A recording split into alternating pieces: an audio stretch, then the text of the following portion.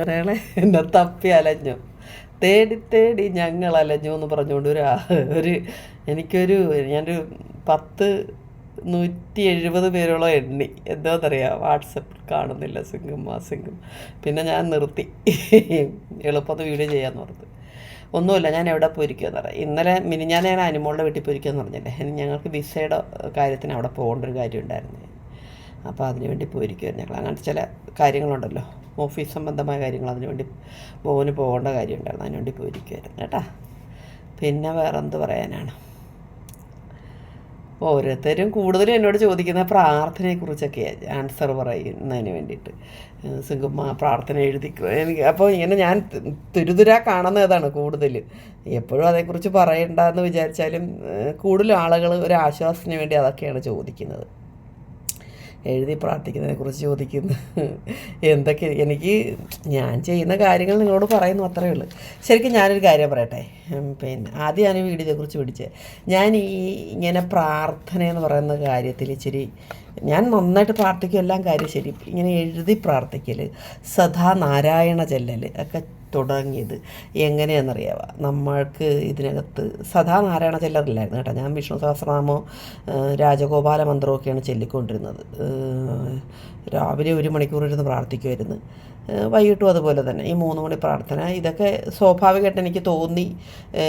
ഞാൻ ചെയ്തിട്ട് എനിക്കതിൽ വിജയം ഉണ്ട്. എൻ്റെ നമുക്ക് അതിൻ്റേതനുസരിച്ച് പോസിറ്റീവ് വൈബ്, നമ്മുടെ കാര്യങ്ങളെല്ലാം ചടുലതയിൽ നടക്കുന്നു എന്നൊക്കെ പറയുന്നത്, സ്പീഡപ്പാകുന്നു ഒക്കെ കൊണ്ടാണ് ഞാൻ അങ്ങനത്തെ ഒരു പ്രാർത്ഥന നിങ്ങൾക്കായിട്ട് സജസ്റ്റ് ചെയ്തത്. നമുക്കൊരു അത്യാവശ്യം നമ്മുടെ പ്രാർത്ഥനയുടെ തീവ്രത അനുസരിച്ച് പോസിറ്റീവ് വൈബ് കൂടാൻ വേണ്ടിയിട്ടാണ് 3 മണി പ്രാർത്ഥനയൊക്കെ പറഞ്ഞത്. നമ്മളെ ചിന്തയും മനസ്സും നമ്മൾ അതിൽ തന്നെ ഉന്നം വെച്ചിരിക്കുമ്പം ഓട്ടോമാറ്റിക്കലി നമ്മൾ ആ കാര്യങ്ങളിലേക്ക് വേഗം എത്തപ്പെടും, നമ്മൾ എന്താണോ ആഗ്രഹിക്കുന്നത് അതിലേക്ക്.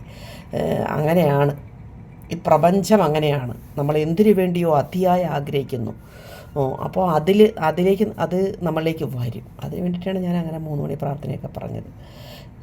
പിന്നെ എനിക്ക് പറയാനുള്ള കാര്യം, എഴുതി പ്രാർത്ഥിക്കുക, നാരായണ സദാ ജപിക്കുകയൊക്കെ ചെയ്ത. എനിക്ക് ട്രിവാൻഡ്രത്തൊരു കുട്ടിയുണ്ട്, എൻ്റെ വീഡിയോ കണ്ടിട്ട് അങ്ങോട്ടും ഞങ്ങൾ പരിചയപ്പെട്ട. അപ്പോൾ പുള്ളിക്കാരി ഇങ്ങനെ എൻ്റെ പോലത്തെ സമാന ജീവിതത്തിൽ കുറേ അനുഭവങ്ങളായിട്ട് മാച്ചിങ്ങാണ് പുള്ളിക്കാരുടെ ജീവിതത്തിൽ. സത്യം പറഞ്ഞാൽ നന്നായിട്ട് നല്ല ജീവിത വിജയങ്ങളൊക്കെ വന്ന പുള്ളിക്കാരി. അപ്പോൾ പുള്ളിക്കാരി ഇങ്ങനെ എന്നേലും 45 വയസ്സേ കാണത്തുള്ളൂ, 45 വയസ്സുണ്ടാകുന്ന അറിയത്തില്ല പുള്ളിക്കാരിക്ക്. അപ്പോൾ അച്ചു എന്നാണ് വിളിക്കുന്നത്, അശ്വതി. പുള്ളിക്കാരി എനിക്ക് പറഞ്ഞു, ചേച്ചി നാരായണ നാരായണ നാരായണ. ചേച്ചി സ്ഥിരം അത് എല്ലാ ജോലി ചെയ്യുമ്പോഴും എപ്പോഴും ചേച്ചി അതിലൊന്ന് ഈസിയല്ലേ ചേച്ചി, അത് മാത്രം ചെല്ലിക്ക് ഇച്ചിരിയുടെ പവർ കൂടുമെന്ന് പറഞ്ഞു. അതാണ് ചക്കരകളെ, അത് മാത്രം അതിലേക്കൊന്ന് കംപ്ലീറ്റ് ഒതുങ്ങാൻ പറഞ്ഞു. ശരിക്കും അതൊന്ന് ആവാഹിക്കാൻ പറഞ്ഞു, നാരായണ നാരായണ നാരായണ നാരായണ എന്നുള്ള സദാ. അങ്ങനെ ഇപ്പോൾ തൂണിലും തുരുമ്പിലും മണ്ണിലും വെണ്ണിലും ജീവനിലും സദാ നിങ്ങളിലും അത് നമ്മൾ പകർത്തുകയും ചെയ്യണം മറ്റുള്ളവർക്ക് കൂടെ നിൽക്കുന്നുണ്ട്. അപ്പോൾ കൂടെ നിൽക്കുന്നവർ നമ്മളുമല്ല, അത് തന്നെ സദാസമയമാകുമ്പോൾ ഭയങ്കര പോസിറ്റീവ് വൈബായിരിക്കും. അപ്പം അതവളാണ് എനിക്ക് പഠിപ്പിച്ചത് തന്നെ. അശ്വതിയോട് ഗുരുവായൂരപ്പൻ എല്ലാ അനുഗ്രഹം അശ്വതിക്ക് കൊടുക്കട്ടെ എന്ന് ഞാൻ പ്രാർത്ഥിക്കുന്നു. നിങ്ങൾക്കെല്ലാം ഞാൻ അശ്വതി കാരണമാണ് നിങ്ങൾക്ക് ഇതെല്ലാം എനിക്ക് പകർന്നു തരാൻ പറ്റിയത്. നമ്മൾ വെറുതെ ഒരു സ്വാമിമാരൊക്കെ ഇരുന്ന് പ്രാർത്ഥിക്കുന്ന കണ്ടാൽ ഏതെങ്കിലും ആരിനി പറഞ്ഞതെന്ന് പറഞ്ഞാലും നമുക്കൊരു ഇൻറ്റിമേറ്റ് ഫ്രണ്ടിനെ പോലെ ഒരാൾ പറഞ്ഞു തരുമ്പോൾ നിങ്ങളെന്താ ഞാൻ പറഞ്ഞത് കേൾക്കുന്നത്, എന്നെ കേൾക്കുന്നവർ. നിങ്ങൾക്ക് എൻ്റെ ഒരു ഫ്രണ്ടിനെ പോലെ, അല്ലെങ്കിൽ നിങ്ങളുടെ കാര്യങ്ങളെല്ലാം നേരിട്ട് നിങ്ങളെപ്പോൾ വിളിച്ചാലും ഒരു ഫോൺ എടുക്കുക, നിങ്ങളുടെ വാട്സാപ്പിലോട്ട് നിൽക്കുക, എൻ്റെ അടുത്ത് എത്താൻ പറ്റുന്നു. ഞാൻ ചെയ്യുന്ന കാര്യങ്ങളിൽ എന്തെങ്കിലുമൊക്കെ പോസിറ്റീവ് നിങ്ങൾ കാണുന്നുണ്ട്, എൻ്റെ എന്തെങ്കിലും തരത്തിൽ ഞാൻ ചെയ്യുന്നതിൽ വിജയം നിങ്ങൾ കാണുന്നതൊക്കെ കൊണ്ടായിരിക്കുമല്ലോ എപ്പോഴും പോസിറ്റീവായിട്ടിരിക്കുക. ഏത് പ്രയാസങ്ങളും പ്രശ്നങ്ങളും നിങ്ങൾ ഞാൻ ആ പറയുന്ന എൻ്റെ ജീവിതാനുഭവങ്ങൾ വെച്ച് കേട്ടിട്ട് നിങ്ങൾക്ക് ഒരു ഇഷ്ടം തോന്നിയിട്ടില്ല നിങ്ങൾ ഞാൻ പറയുന്നത് കേൾക്കുന്ന എന്ന് പറയണത്. അശ്വതി അങ്ങനെ എനിക്ക് ഭയങ്കര ഇഷ്ടം തോന്നി. എപ്പോഴും വിളിക്കുകയും പറയുകയും എപ്പോഴും പറഞ്ഞിരുന്ന പ്രാർത്ഥനയെക്കുറിച്ച് നാരായണ അങ്ങനെ പറഞ്ഞ് ഞാനതിൽ ഉറച്ച് ചക്കരകളെ എന്തെടുത്താലും നാരായണയാണ് ചെല്ലുന്നത്. നാരായണ നാരായണ നാരായണ നാരായണ ചെല്ലുന്നത്. അത് ജീവിതത്തിൽ ഒരുപാട് വിജയങ്ങൾ നമുക്ക്. പിന്നെ ഇവിടെ ചില കാര്യങ്ങളൊക്കെ ഇങ്ങനെ അമാന്തിക്കും, ചില കാര്യങ്ങൾ നമ്മൾ വിചാരിക്കുന്ന പോലെ നടക്കത്തില്ല. അപ്പം നമ്മുടെ ഒരു സാധാരണ ഒരു സ്വഭാവം എന്തോ, അയ്യോ നടന്നില്ല, ഇത്രയും പ്രാർത്ഥിച്ചിട്ടും ദൈവം നടത്തുന്നില്ലല്ലോ. അപ്പോൾ നിങ്ങൾ ശ്രദ്ധിച്ചോണം, നമ്മുടെ കാര്യം ദൈവം എടുത്തിട്ടുണ്ട്, പക്ഷേ അത് നടക്കാൻ നമ്മൾ എന്തെങ്കിലും കാര്യങ്ങളിലൂടെ നമ്മളൊന്ന് അനുഭവങ്ങളിലൂടെ പോകേണ്ട കാര്യമുണ്ട്. മനസ്സിലായേ? നമ്മളെ അനുഭവിക്കേണ്ട, നമ്മൾ ആ ദിവസങ്ങൾ നീണ്ടു പോകുമ്പോൾ എന്തെങ്കിലും ഒരു അനുഭവം നമ്മുടെ മുന്നിലൂടെ നമ്മൾ എന്തെങ്കിലും മനസ്സിൽ നമ്മൾ പഠിക്കേണ്ടതുണ്ട്. എന്തെങ്കിലും നമ്മൾ അനുഭവിക്കേണ്ടതുണ്ട്. അതുകൂടെ അനുഭവിച്ച് കഴിഞ്ഞാൽ അതിലേക്ക് എത്തത്തുള്ളായിരിക്കും. അപ്പോൾ കിടന്ന് വെപ്രാളം പിടിക്കുകയല്ല ചെയ്യണം. അപ്പം പ്രാർത്ഥന നിർത്തും. ദൈവം വേറെ പണിയൊന്നുമില്ല. അപ്പുറത്തെ ചേച്ചി നാരായണൻ വിളിച്ചിട്ടാണ് ജീവിക്കുന്നത്, ഇപ്പുറത്തെ എൻ്റെ ആങ്ങളെ നാരായണൻ വിളിച്ചിട്ടാണ് ജീവിക്കുന്നത്, അവരൊക്കെ ജീവിക്കുന്നില്ലേ എന്ന് പറഞ്ഞ് ഇവരുടെ ഉടനെ എന്നെ കമ്പയർ ചെയ്തിട്ട് നിർത്തും. സത്യമാണല്ലേ? പള്ളിയിൽ പ്രാർത്ഥനയൊക്കെ. അപ്പോൾ ഞാനിപ്പോൾ പള്ളിയിൽ പ്രാർത്ഥിക്കുന്നു, അപ്പം തന്നെ മനസ്സിലുണ്ട്. അപ്പോൾ മറന്നിരിക്കും. ഇതിപ്പം നമ്മൾ ടി വി കണ്ടുകൊണ്ടിരിക്കുന്നത്, അല്ലെങ്കിൽ നമ്മളൊന്ന് മൊബൈൽ കേട്ടോണ്ടിരിക്കുന്നത്, അല്ലെങ്കിൽ നമ്മൾ എന്തെങ്കിലും ഒരു വർത്താനം എടുക്കുമ്പോൾ പെട്ടെന്നായിരിക്കും പള്ളിയിലെ ബാങ്ക് കേൾക്കുന്നത്. അപ്പം തന്നെ നാരായണ നാരായണ നാരായണ നാരായണ ദൈവത്തെ വിളിക്കാൻ നമ്മൾ ഓർമ്മപ്പെടുത്തുകയാണ്. പള്ളിയിൽ എത്രയും മൈക്കൊക്കെ വെച്ച് മറ്റുള്ള അവരുടെ ജനങ്ങളിലേക്ക് അവരെ ഓർമ്മപ്പെടുത്തുന്നത്. അപ്പം നമ്മൾ അവരുടെ മതമാണെന്ന് അല്ലെന്നൊന്നും വിചാരിക്കണം, നമുക്കും അത് ഓർമ്മിക്കാനൊരവസരം കിട്ടുന്നു കേട്ടോ. അപ്പം ഒരു വെടിക്ക് രണ്ട് പക്ഷി, മനസ്സിലായ? അപ്പം നമ്മളും ദൈവത്തെ ഈശോ വിളിക്കുന്നവർക്ക് ഈശോ വിളിക്കുക, മാതാവ് വിളിക്കുന്നു മാതാവ് വിളിക്കുക, കൃഷ്ണ വിളിക്കുന്നു കൃഷ്ണ വിളിക്കുക, ഏത് ദൈവത്തിനാണ് വിളിക്കുക, ശിവനെ വിളിക്കുന്നു ശിവനെ വിളിക്കുക, മനസ്സിലായ? അപ്പോൾ അങ്ങനെ വിളിക്കണം, മനസ്സിലായി? ഇപ്പം ഞാനൊരു വണ്ടി കയറിയിരിക്കുന്നു, വണ്ടി കയറി ഇരുന്ന് ഇവിടുന്ന് അങ്ങ് എത്തുന്ന വരെ നാരായണയായിരിക്കും ജപിക്കുന്നത്. ഇപ്പം ഞാൻ ഭക്ഷണം പാകം ചെയ്തിട്ടുണ്ടെങ്കിൽ നാരായണ എൻ്റെ ദൈവമേ, ഞാൻ ഈ ഭക്ഷണം ഉണ്ടാക്കുന്ന എൻ്റെ വീട്ടിലെല്ലാവർക്കും ആരോഗ്യം കൊടുക്കണേ, ഈ ഭക്ഷണം കഴിക്കുന്ന എല്ലാവർക്കും ആരോഗ്യം ദീർഘായുസ്സം കൊടുക്കണേ, രുചിയോട് ഇവർക്കത് കഴിക്കാൻ പറ്റണേ എന്നൊക്കെ പറയാൻ ഞാൻ ചെയ്യുന്നത്. സത്യമായിട്ട് എല്ലാം അങ്ങനെ ചെയ്യുന്നത്. വെള്ളം കുടിക്കുമ്പോൾ ദൈവമേ നാരായണ, എന്ത് ഭക്ഷണം കഴിക്കുമ്പോൾ നാരായണ, നിൻ്റെ കർമ്മങ്ങൾ നീ പറയുന്നില്ലേ, ഭഗവാൻ പറഞ്ഞു കേട്ടില്ലേ, നീ സദാ എന്നെ സ്മരിച്ചുകൊണ്ടിരിക്കുന്ന ഒരു ഭക്തൻ്റെ ഒരു ഭക്തൻ്റെ എല്ലാ കാര്യവും ക്ഷേമം, അവൻ്റെ ക്ഷേമം, അതിൽ ഞാൻ ഭഗവത്ഗീതയിലെ വാക്യം മറന്നുപോയി, അവൻ്റെ ക്ഷേമം, അവൻ്റെ കാര്യങ്ങളെല്ലാം ഞാൻ നോക്കുമെന്ന്. സദാ എന്നെ സ്മരിക്കുന്ന ഒരാളുടെ കാര്യത്തിന്, അതായത് ഭഗവാനെ സദാ ഇങ്ങനെ നമ്മൾ സ്മരിച്ചുകൊണ്ടിരുന്നാൽ മതി. അപ്പം നമ്മുടെ എല്ലാ കാര്യവും ഭഗവാൻ നോക്കിക്കൊള്ളുന്നു. അപ്പോൾ അതിനുള്ള ടൈം നമ്മൾ കൊടുക്കണം. ചില കാര്യങ്ങൾ സാധിക്കാൻ വേണ്ടി നമ്മൾ ഒരുപാട് വിഷമിക്കേണ്ടി വരുമായിരിക്കും. ആ വിഷമിക്കുന്നതിൽ നമ്മൾ എന്തൊക്കെയോ പഠിക്കാനും ഉണ്ട്. ആരെങ്കിലുമൊക്കെ കൂടെ നിൽക്കുന്നവരെ അത് മനസ്സിലാക്കാൻ ചിലപ്പോൾ ഒരു അവസരം തരും. എല്ലാം അപ്പം എന്ന് വെച്ചാൽ ശത്രുത തോന്നരുത്, തരും. നമുക്ക് അവസരങ്ങൾ തരികയാണ് നമ്മൾ ഓരോരുത്തരെ പഠിക്കാൻ. ഓരോ സാഹചര്യങ്ങളെ നമ്മളെങ്ങനെ കടന്നു പോകണമെന്ന് നമ്മളെ പഠിപ്പിക്കുകയാണ്, നമുക്ക് ക്ഷമ കിട്ടാൻ. നമ്മളെ ഇങ്ങനെ ആ റോട്ടിൽ കയറ്റി നമ്മളെ അതിൽ ഓരോരോ പാഠം ഉൾക്കൊണ്ട് നമുക്ക് ക്ഷമയും സഹനവും ഇല്ലാത്തവർ, ആരോടും സഹാനുഭൂതി ഇല്ലാത്തവർ, ഇങ്ങനെയൊക്കെ ചിലർ കാണുമല്ലോ. അവരൊക്കെ ഇങ്ങനെ ചില റൂട്ടെ കയറ്റി കൊണ്ടുവരുമ്പോഴേ അവർക്ക് സഹാനുഭൂതി, ദയ, മറ്റുള്ളവരെ അംഗീകരിക്കൽ, മറ്റുള്ളവരുടെ ബഹുമാനം, സ്നേഹം, ഒരാളെ പുച്ഛിക്കാതിരിക്കുക, അവഗണിക്കാതിരിക്കുക, മറ്റുള്ളവരുടെ വിഷമം കണ്ടാൽ മനസ്സിലാക്കൽ, പിന്നെ നമ്മളൊരു ലക്ഷ്യത്തിൽ തന്നെ ഉറച്ച് നിൽക്കാനുള്ളൊരു ചഞ്ചലതയില്ല മനസ്സ്, അചഞ്ചലമായ ഭക്തി, ഏത് കാര്യങ്ങളിലും ഉറച്ചു നിൽക്കാനുള്ളൊരു മൈൻഡ്, അത് ഭയങ്കര അത്യാവശ്യമാണ്. ഏത് കാര്യത്തിലും നമ്മൾ ചഞ്ചലമാകരുത്. നമ്മുടെ മനസ്സ് സ്ഥിരചിത്തതയോടുകൂടി നമ്മുടെ മനസ്സിനെ നിർത്താൻ പറ്റുക, മനോനിയന്ത്രണം ശീലിക്കുക. ഇതിനെല്ലാം നമുക്ക് അനുഭവ പാഠം വേണം. അപ്പോൾ ദൈവം നമുക്ക് ഈ പ്രകൃതി അങ്ങനെ നമ്മളെ കറക്റ്റ് ചെയ്ത് നമ്മളെ അനുഭവം തരുമ്പോൾ നമ്മൾ പൊള്ളിപ്പോകരുത്. നമ്മൾ ഭയപ്പാട് വിട്ട് ഉടനെ കയറെടുക്കണം തോന്നുന്നു, വിഷം എടുത്ത് ചാകണമെന്ന് തോന്നുന്നു, നാട് വിട്ട് പോകണമെന്ന് തോന്നുന്നു. ഇതൊന്നും വേണ്ടടേ. ഇത് നീ അങ്ങനെ ചത്താലും പോയാലും നിന്നാലും എല്ലാം മനസ്സിലാക്കുക, ഈ അനുഭവിക്കേണ്ട കർമ്മങ്ങളിൽ നിന്ന് നമുക്ക് ഒരിക്കലും ഒഴിഞ്ഞു മാറാൻ പറ്റത്തില്ല. നമ്മൾ മുൻ ജീവിതകർമ്മങ്ങൾ നമ്മൾ ചെയ്തു പോകുന്ന ജീവിതചര്യകളിലൊക്കെ നമ്മൾ ജീവിതകാലത്തൊക്കെ ചെയ്തു പോകുന്ന ഓരോരോ കാര്യങ്ങൾക്കുള്ള ഫലമാണ് ഓരോരോ കാലഘട്ടത്തിൽ കിട്ടിക്കൊണ്ടിരിക്കുന്നത്. നന്മ ഇപ്പം നീ ഇന്ന് നന്മ ചെയ്തിട്ട് കുറേ നാൾ കഴിഞ്ഞാൽ നന്മയുടെ ഫലം നമുക്ക് കിട്ടത്തുള്ളൂ, മനസ്സിലായി? തിന്മ ചെയ്താലും അങ്ങനെയാണ്.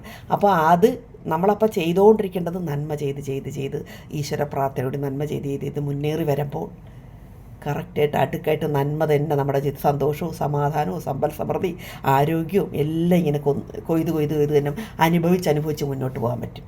എനിക്ക് ഇത്രയ്ക്ക് വിശദമായി നിങ്ങളോട് എങ്ങനെ പറഞ്ഞ് ഫലിപ്പിക്കാൻ പറ്റുമെന്ന് എനിക്ക് മനസ്സിലാകുന്നില്ല. നിങ്ങൾക്കത് മനസ്സിലാകുന്നുണ്ടെന്ന് എനിക്ക് മനസ്സിലാകുന്നില്ല. എൻ്റെ ഭാഷ നിങ്ങൾക്ക് ഞാൻ സംസാരിക്കുന്ന നിങ്ങൾക്ക് എളുപ്പം സ്വായത്തമാകണമെന്ന് ഞാൻ ഉദ്ദേശിക്കുകയാണെന്ന് വെച്ചാൽ, കർമ്മഫലങ്ങളാൽ നമ്മൾ അനുഭവിക്കുന്ന വേദന വരുമ്പോൾ നമ്മൾ വെപ്രാളപ്പെട്ട് പോകണ്ട. നിങ്ങളപ്പോഴും ഈശ്വര ചിന്തയിൽ തന്നെ ഉറച്ചു നിന്നുകൊണ്ട് എന്നോട് പലരും എന്നോട് പറഞ്ഞൊരു കാര്യമുണ്ട്.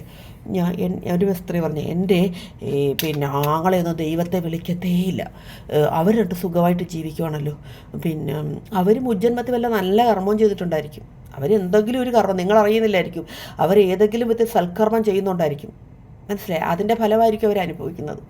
അങ്ങനെ അവരെ നമ്മൾ ഒരിക്കലും കമ്പയർ ചെയ്യില്ല. നമ്മൾ റെഡിയാണോ, നമ്മുടെ കർമ്മം കറക്റ്റാണോ, അത് തന്നെ ഒരു മോശം. അപ്പറേ അവരെന്തായി എന്ന് അവരങ്ങനെ ജീവിക്കുന്നു, അങ്ങനെ ചിന്തിക്കില്ല. നമ്മളെങ്ങനെ ജീവിക്കുന്നു ചിന്തിക്കുക കേട്ടാ. ഒരാളുടെയും കുറവ്, അവരുടെ ഉയർച്ചയോ താഴ്ചയോ ഒന്നും നമ്മൾ നോക്കേണ്ട കാര്യമില്ല. നമ്മളിലേക്ക് ഫോക്കസ് ചെയ്യുക. നമ്മുടെ പ്രാർത്ഥന കറക്റ്റാണോ, നമ്മുടെ കർമ്മങ്ങളെല്ലാം കറക്റ്റാണോ, നമ്മൾ കറക്റ്റായിട്ട് ഈശ്വരാധീനമുള്ളവരാണോ, ഈശ്വര പ്രാർത്ഥനയുള്ളവരാണോ, നമ്മൾ സൽക്കർമ്മം മാത്രമാണ് ചെയ്യുന്നത്, നമ്മൾ എന്തൊക്കെയാണ് നമ്മളിലേക്ക് മാറ്റം വരുത്തേണ്ടത്. നമ്മുടെ വിജയത്തിന് നമ്മളിലേക്ക് നോക്കി നമ്മുടെ കുറവുകൾ നമ്മൾ പരിഹരിച്ച് നമ്മൾ മുന്നോട്ട് പോയാലേ നമുക്ക് നേട്ടം ഉണ്ടാകത്തുള്ളൂ. അപ്പുറത്ത് അവരുടെ ആങ്ങളുടെ വീട്ടിലെന്താണോ അല്ലെ അനിയത്തിയുടെ വീട്ടിലെന്താ അവരെല്ലാം നല്ല സുഖമായിട്ടിരിക്കുന്നത്, എനിക്ക് എന്താ ഇതുകൊണ്ട് ഇത് കിട്ടാത്തതെന്ന് നിങ്ങൾ ഒരിക്കലും ഫോക്കസ് ചെയ്യരുത്.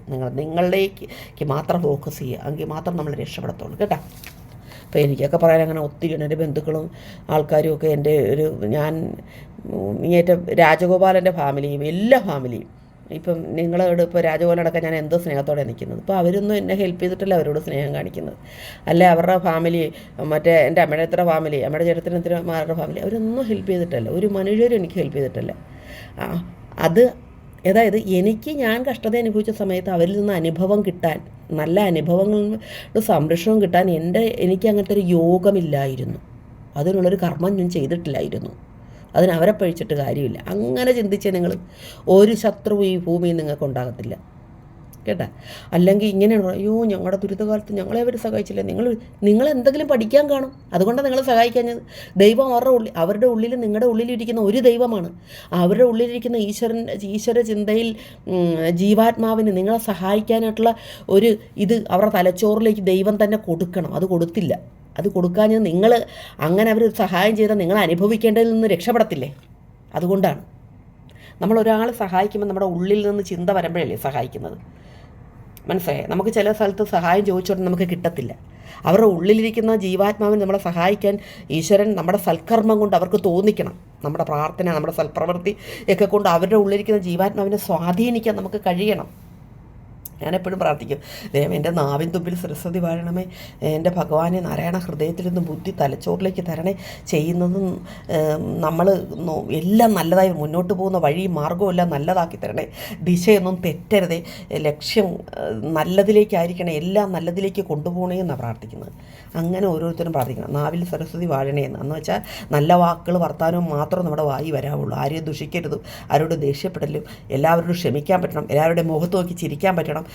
ഇവരന്ന് എന്നെ ഒരു സഹായം ചെയ്യാത്തവരാ എന്നും പറഞ്ഞ് അങ്ങനെ ഒരാളോട് ഒരു കോപവും വൈരാഗ്യവും ഒന്നും മനസ്സിൽ വെക്കല്. അപ്പം പ്യുവറായിട്ടുള്ള ഒരാളുകളാകത്തില്ല നമുക്ക് പ്രാർത്ഥന എടുക്കുന്നവർ പ്യുവറായിരിക്കണം. നമ്മൾ ഭയങ്കര, അതായത് ഹൃദയം ഭയങ്കര നിഷ്കളങ്കവും ശുദ്ധവുമാക്കി വെക്കണം. ഒന്നും നമ്മുടെ മനസ്സിൽ ആരോടും ദേഷ്യവും പകയും ഉണ്ടാകരുത് കേട്ടോ. നമ്മളോട് ഭയങ്കരമൊക്കെ ദ്രോഹിച്ചിട്ടുള്ളവരാണെങ്കിലും അവരെ കൊണ്ട് ആ ദ്രോഹം നമുക്ക് ചെയ്യിപ്പിക്കുന്നത് ഈ പ്രകൃതിയാണ്. നിങ്ങൾക്ക് ചിന്തിക്കണം, നമ്മളെന്തെങ്കിലും ഈ ഭൂമിയിൽ നിന്ന് അനുഭവിക്കാനും പഠിക്കാനും ഉണ്ടെങ്കിൽ നമ്മുടെ ചുറ്റും നിൽക്കുന്ന ആരെങ്കിലുമൊക്കെ നമ്മളെ ഉപദ്രവിക്കുകയോ നമുക്ക് സഹായം ചെയ്യാതിരിക്കുകയോ ചെയ്യുന്നുണ്ടെങ്കിൽ ഇതെല്ലാം നമ്മൾ എന്തെങ്കിലും ഈ ഭൂമിയിൽ ജീവിതത്തിൽ അനുഭവിക്കാനുള്ളതിൽ നിന്ന് മാറാതിരിക്കാൻ വേണ്ടി ദൈവം അവരെ കൊണ്ട് നമുക്ക് ചെയ്യിപ്പിക്കുന്നതെന്ന് നിങ്ങൾ ചിന്തിക്കണം. ഇതാണ് നാച്ചുറൽ സത്യം. ഇത് മനസ്സിലാക്കി കഴിഞ്ഞാൽ ഈ ലോകത്ത് നമുക്ക് ദുഃഖം ഉണ്ടാകത്തില്ല. സത്യം. ഇപ്പം ഞാനിപ്പോൾ ഈ ലെവലിൽ നിൽക്കുന്നത്, നാളെ ഇതിൻ്റെ താഴത്തെ പോവുക, മേലോട്ട് പോവുക, ഇതൊന്നും എനിക്കറിയത്തില്ല. ഇനി താഴത്തോട്ട് പോയാൽ എന്തെങ്കിലും പണിയെടുത്ത് ജീവിക്കാൻ നോക്കും. മേലോട്ട് പോയാൽ വെറുതെ ഇരുന്ന് ചുമ്മാ തിന്ന് പ്രാർത്ഥിച്ച് നിങ്ങളോട് ഇതൊക്കെ പറഞ്ഞ് ജീവിക്കാൻ നോക്കും. ഇനി നാളെ എന്താണെന്ന് എനിക്ക് ഒരു ഊഹവും ഇല്ല. ഇപ്പോൾ ഞാൻ മുളകിടിച്ചിട്ട് തിന്നിട്ടുണ്ട്, ചിക്കൻ കറി വെച്ച് തിന്നിട്ടുണ്ട്, ബീഫ് കറി വെച്ച് തിന്നിട്ടുണ്ട്, നല്ല നിലയിലും ഭക്ഷണം വെച്ച് തിന്നിട്ടുണ്ട്, ഇങ്ങേറ്റം പഴങ്കഞ്ഞിയും കുടിച്ച് കിടന്നിട്ടുണ്ട്. ഇതുണ്ട്. അപ്പോൾ ഇതെല്ലാം എനിക്ക് അനുഭവം തന്നിരിക്കുന്നതുകൊണ്ട് ഈ അനുഭവങ്ങളിൽ എനിക്ക് പേടിയില്ല. ഇപ്പം ഞാൻ പണ്ടൊക്കെ എപ്പോഴും പറയുന്നു, ആരും ഇല്ലെങ്കിൽ ഭഗവാനെ ഗുരുവായൂരപ്പ, ഞാൻ ഭഗവാനെ എവിടെയെങ്കിലും ആ പറമ്പിൽ എവിടെയെങ്കിലും എനിക്കൊരു സ്ഥലം ഇച്ചിരി കിടക്കാനും ഇരിക്കാനും നിൽക്കാനും തന്നേക്കണേ, ഞാനും വരും അങ്ങോട്ട് എന്ന് എപ്പോഴും ഭഗവാനോട് പറയുമായിരുന്നു. എനിക്ക് പ്രാർത്ഥിക്കാനും എനിക്കിരിക്കാനും കിടക്കാനും ഒക്കെ ഒരിച്ചിട്ട് സ്ഥലം നീ എനിക്ക് അവിടെ തന്നേക്കണേ എന്ന് ഞാൻ എപ്പോഴും ഭഗവാനോട് പറയുമായിരുന്നു, സത്യമായിട്ട് ഭൂവനെ കിട്ടുന്നതിന് മുമ്പ്. അപ്പോൾ എനിക്ക് തമ്പുരാൻ അതൊക്കെ സ്വസ്ഥമായിട്ട് തന്നില്ലേ. അപ്പം അതാണ് സംഭവിച്ചത്. ഞാൻ ലാസ്റ്റ് ചിന്തിച്ചിട്ടുണ്ട് ചക്കരകളെ, സത്യമായിട്ട് ആരും ഇല്ലാത്തൊരു സന്ദർഭത്തിൽ കാലഘട്ടത്തിൽ ഞാൻ ചിന്തിച്ച് എൻ്റെ മുടി മുഴുവൻ മുട്ടയടിക്കണം. ഞാൻ ചിന്തിച്ച കാര്യങ്ങളാണ് സത്യമായിട്ട്. എന്നിട്ട് കാരണം എന്നിട്ട് മാന്യമായ വസ്ത്രവും ധരിച്ച് അവിടെ ക്ഷേത്രത്തിൽ നിൽക്കുമ്പോൾ അതുപോലെ ആയിരിക്കണമല്ലോ അടിച്ച്. അപ്പോൾ നമുക്ക് വെറ്റ് ഒന്നും ഇല്ലാതെ കമ്മലും മാലയും എല്ലാം ആഭരണങ്ങളൊക്കെ ഉപേക്ഷിച്ച് കറക്റ്റ് ഒരു ഈശ്വര സേവ ചെയ്ത് അവിടെ നിൽക്കണമെന്ന് ചിന്തിച്ചിട്ടുണ്ട്. എന്ന് പറയാം, നമ്മളെ സ്നേഹിക്കാൻ ആരുമില്ല, സ്നേഹിക്കപ്പെടാൻ ആരുമില്ല. നമ്മുടെ മക്കൾ കല്യാണം കഴിച്ച പെമ്പിള്ളേരല്ലേ, വല്ലവർക്ക് ഏർപ്പെട്ടി കല്യാണം കഴിച്ച് വിട്ട് കഴിഞ്ഞാൽ പിന്നെ അവരുടെ പുറകെ ഉണ്ടെന്ന് അവരെ ശല്യപ്പെടുത്തരുതെന്നായിരുന്നു എൻ്റെ ആഗ്രഹം. അതുകൊണ്ട് ഈ അമ്പലത്തിൽ കൂടാന്ന് തന്നെയാണ് ഞാൻ വിചാരിച്ചുകൊണ്ടിരുന്നത്. അതിന് എന്ത് മാർഗ്ഗം സ്വീകരിച്ച് അമ്മൂനെ കെട്ടിച്ചു വിട്ടിട്ട് അങ്ങനെ കൂടാന്ന് പറഞ്ഞാൽ തുറന്ന് പറയാം. അങ്ങനെ ആ എന്നെയാണ് തമ്പുരാൻ ഇങ്ങനെ കൈപിടിച്ച് കയറ്റിയെങ്കിൽ അതെൻ്റെ നിരന്തര പ്രാർത്ഥന കൊണ്ട് തന്നെയാണ് എനിക്കിതൊരു ജീവിത പങ്കാളി, ഒരു സമാധാനം. വലിയ കോടീശ്വരിയൊന്നുമല്ല ഞാൻ, കോടീശ്വരനുമല്ല, വല്ല കോടീശ്വരനുമല്ല പോവൻ. സാധാരണ വിലയെടുത്ത് നമ്മളെ നോക്കുന്ന നല്ല രീതിയിൽ വിദ്യാഭ്യാസം ഉണ്ട്, അത്രയൊക്കെ ഉള്ളു. അത്യാവശ്യം ജീവിക്കാനുള്ളൊരു വട്ട ചിലവ് പോലെ നമുക്ക് എങ്ങും കടം മേടിക്കാതൊക്കെ ജീവിക്കാനുള്ളൊരു സാമ്പത്തിക ശേഷിയുണ്ട്, അതാണ്. അപ്പം ഞാനതിൽ പ്രത്യേകിച്ച് നമ്മൾ മനസ്സിലാക്കുന്ന ഒരാൾ, അത്രയേ ഉള്ളൂ. അല്ലാതെ വലിയ കൊമ്പത്താളൊന്നുമല്ല. അപ്പം അത് തന്നെ വലിയൊരു നമുക്കൊരു സൂപ്പർ ഇതല്ലേ, ദൈവാനുഗ്രഹമല്ലേ. അപ്പോൾ അത്രയല്ലട ചക്കരകളെ, പൊങ്ങച്ചോ ഒന്നും പറയുമല്ല, ഒരു പൊങ്ങച്ചവും ഇല്ല. നിങ്ങൾ എൻ്റെ യാഥാർത്ഥ്യമാണ്, അതൊക്കെ ഈശ്വര പ്രാർത്ഥന കൊണ്ട് കിട്ടിയതാണെന്ന് ഞാൻ പറയത്തുള്ളൂ. അപ്പം നമുക്ക് ഇതൊക്കെ കിട്ടും, ഇതെല്ലാം മനസ്സിലാക്കാനും നമുക്ക് പറ്റി.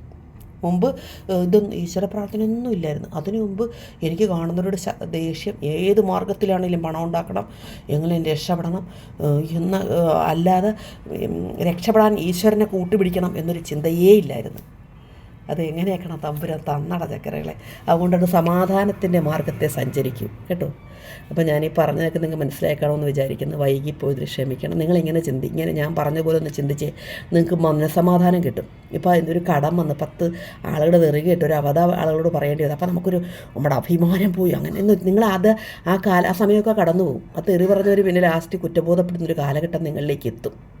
നിങ്ങളൊന്ന് ക്ഷമിച്ച് സഹിച്ചിരിക്കുക. നമ്മളെ തെറി പറയാൻ വരുമ്പോൾ ഈശ്വരനെ വിളിച്ചുകൊണ്ടിരിക്കുക കേട്ടോ. ഒത്തിരി പേര് കടമുള്ളവരൊക്കെ എന്നെ വിളിക്കുന്നുണ്ട്. അങ്ങനെ സാമ്പത്തിക പ്രതിസന്ധിയും കടമൊന്നും കൊണ്ട് പറയാതിരുന്നിട്ട് എൻ്റെ ഭഗവാനെ എല്ലാ സമ്പൽ സമൃദ്ധിയും തരണേന്ന് പറഞ്ഞ് ഇതേപോലെ അങ്ങോട്ട് കൊത്തിയിരുന്ന് പ്രാർത്ഥനയെന്ന് പറയുമ്പോൾ പോസിറ്റീവ് വൈബ് കൂട്ടുകയാണ്.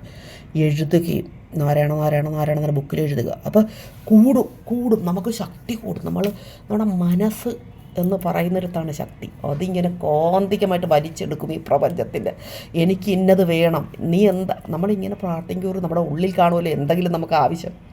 ആ ആവശ്യത്തിന് വേണ്ടിയായിരിക്കും നമ്മളെപ്പോഴും എഴുതുന്നതും നമ്മളെപ്പോഴും പ്രാർത്ഥിക്കുന്നതും. അതൊക്കെ തന്നെയാണ്. എന്തെല്ലാം പറഞ്ഞാലും മനുഷ്യന് ഓരോരോ ആഗ്രഹങ്ങളുണ്ട്. ആ ആഗ്രഹത്തിന് നിവർത്തിയുണ്ടാകും.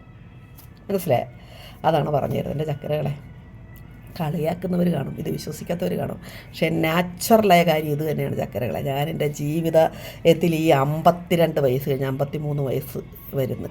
ഈ 53 വയസ്സ് പൂർത്തിയാകാൻ പോകുന്നു. 53 വയസ്സുള്ള ഞാൻ അനുഭവിച്ച കാലഘട്ടങ്ങളിൽ ഉള്ള കാര്യം നഗ്നമായിട്ട് സത്യമായിട്ട് പറയുന്നത്. നിങ്ങൾ മുറുകെ പിടിച്ചു, ദൈവ പ്രാർത്ഥനയിൽ മുറുകെ പിടിച്ചു. നിങ്ങൾക്കൊരു നാശവും ഒരിക്കലും സംഭവിക്കത്തില്ല കേട്ടോ. എന്നെ സദാ സ്മരിക്കുന്ന ഭക്തൻ്റെ ക്ഷേമം ഞാൻ നോക്കിക്കോളുമെന്ന് കൃഷ്ണൻ പറഞ്ഞിരിക്കുന്നത്. അതുപോലെയാണ് തന്നെയാണ് യേശു പറഞ്ഞിരിക്കുന്നത്, അള്ളാഹു പറഞ്ഞിരിക്കുന്നു, അതുപോലെയൊക്കെ തന്നെയാണ് ഇത് തന്നെയാണ് പറഞ്ഞിരിക്കുന്നത്. അപ്പോൾ നമ്മൾ മുറുകെ പിടിച്ചു ഈശ്വര ചിന്തയോടുകൂടി എല്ലാ പ്രവൃത്തിയും ഈശ്വര ചിന്തയോടുകൂടി തന്നെ ചെയ്യാവുള്ളൂ കേട്ടോ. ഓക്കെ, സന്തോഷമായിട്ടിരിക്കും. ഞാൻ വീഡിയോ വൈകിപ്പോയത് ദുബായി പോയതുകൊണ്ട് തിരിച്ച് വരുന്ന വഴി ഞങ്ങൾ ഓരോ ഓഫീസിലൊക്കെ കയറായിരുന്നു. വിസയുടെ കാര്യങ്ങളൊക്കെ അതിൻ്റെയൊക്കെ കാര്യങ്ങൾ നടന്നുകൊണ്ടിരിക്കുക. അതൊക്കെ കൊണ്ടാണ് ഇപ്പോൾ ഞങ്ങൾ വിനോദം ഞങ്ങളെ ഇവിടെ കൊണ്ടാക്കി തന്നിട്ട് തിരിച്ച് വരാൻ ജോലിക്കൊക്കെ പോകണ്ടല്ലേ. അതുകൊണ്ട് അപ്പോൾ സന്തോഷം ചക്കരകളെ. Okay, by.